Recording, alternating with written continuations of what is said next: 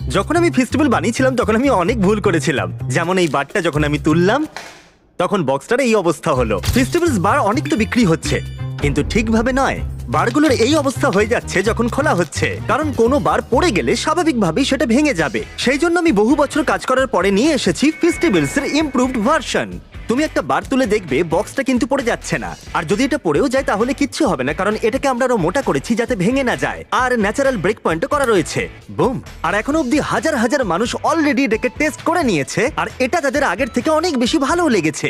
যদিও নতুন ফেস্টিভ্যালসে অনেক ইস্যু রয়েছে, যেমন তোমরা যদি এদিকটা দেখো, এই দুটো ফ্লেভারের মধ্যে পার্থক্য বলা খুবই কঠিন হবে, এমনকি দূর থেকে বলা তোমার পক্ষে আরো কঠিন হবে কোনটা মিল্ক চকলেট আর কোনটা আলমন্ড।